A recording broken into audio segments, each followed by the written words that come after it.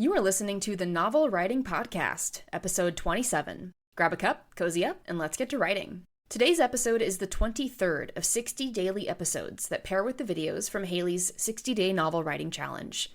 You can watch the first 5 days of the challenge for free on Haley's YouTube channel, and a link to that is in the description. Day 23 of the challenge is about separating your outline into chapters.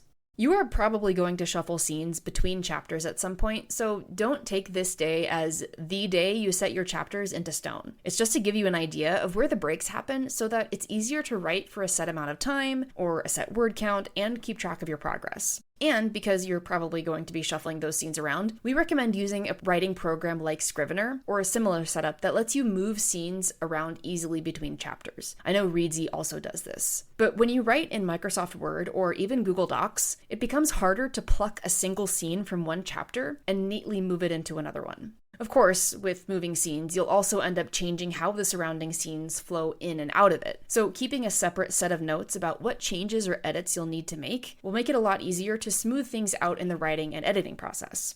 Because at this point, we are not yet writing. If you're on day 23 in the challenge in real time, there's another week to go before we hit the writing stage, so don't freak out too much at this.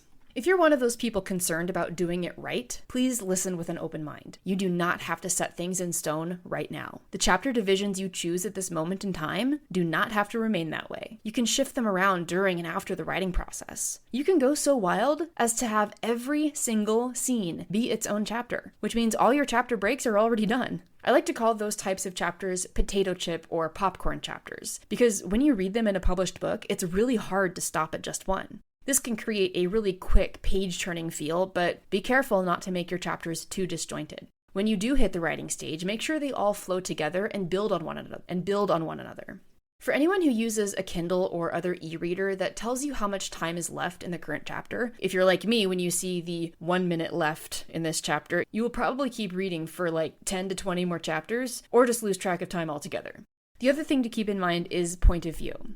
Do you want to balance your character point of views, like have a certain number of scenes with one versus another? Do certain scenes make more sense with one point of view over a different one? And what if you need to switch points of view in the middle of a chapter? I actually did that in Mark of Stars. Not very often, but a few times in places where it made sense. When you're doing that kind of jump, though, just make sure you're consistent. If it only happens once or twice in the whole book, I'd encourage you to go back and think about either rewriting the scene or the chapter with the point of view swap to see if you can make the whole chapter cohesive. But if you're in a certain situation where you need to have multiple points of view in a single chapter, then by all means do it. Just make sure you talk to other people and have other people read that writing to see if it works well or if you might need to make some tweaks. That is it for this companion episode to chapter separation. Thanks for joining me today, and I will see you tomorrow for day 24. Thanks for listening to the Novel Writing Podcast. If you're ready to stop struggling and start finishing your novel, check out the 60-Day Novel Writing Challenge. It's a step-by-step program designed for solo writers to complete their first draft with clarity and focus. Visit the link in the description to learn more.